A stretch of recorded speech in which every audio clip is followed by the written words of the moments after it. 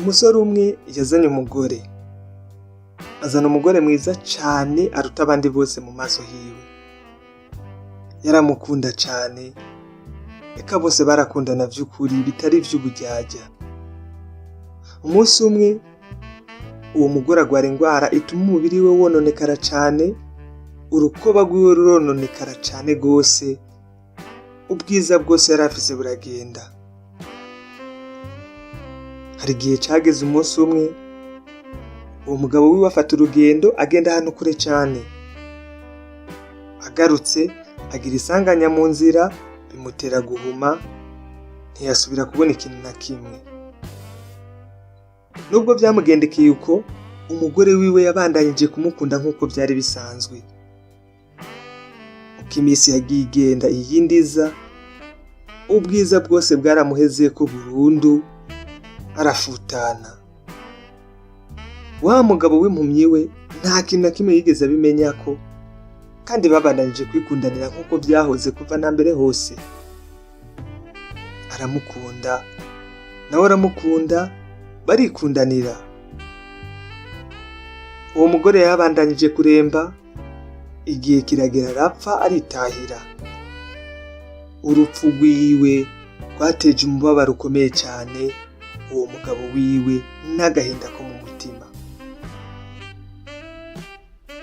Amaze gukora bimwe byose bikorwa iyo umuntu yapfuye, ahitamo kwimuka ngo ave muri ako gace yabamwo yimukira ahandi. Umugabo umwe amuturuka inyuma aramubaza ati, mbega uzosubira kugenda gute uri wenyene, ko iyi misi yose umugore wawe ari we yagufata ukuboko akagufasha gutambuka? Nawe aramwishura ati, jewe sindi impumyi, nigize impumyi kubera ko iyo umugore wanje amenya neza ko mbona ukuntu umubiri wiwe wononekaye ukaba kaheze kubera ingwara yari agwaye, vyari kumurya cane kuruta uko ingwara yari kumubabaza. Sinigeze ndamukundira ubwiza bwiwe bwonyene gusa, ariko namukundiye ukuntu yagira ukwitwararika n'urukundo karemano yagira muri we. Ivyo rero nivyo vyanteye kwigira impumyi. Ico nashaka kwari ukugira ngo agumane umunezero wiwe yahoranye kuva kera hose. Iyo ukunda umuntu vy'ukuri, ukora ibishoboka vyose kugira ngo umuntu ukunda anezerwe.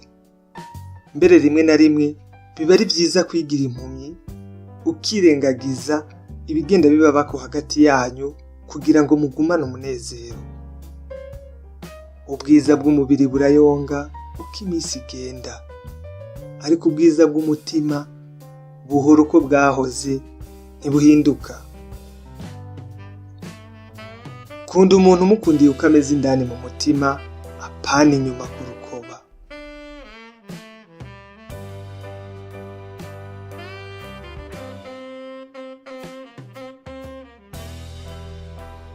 Nimba wakunze inkuru, laba ukore like utwereke ko wayikunze, kora subscribe canke sabone wifatanye natwe.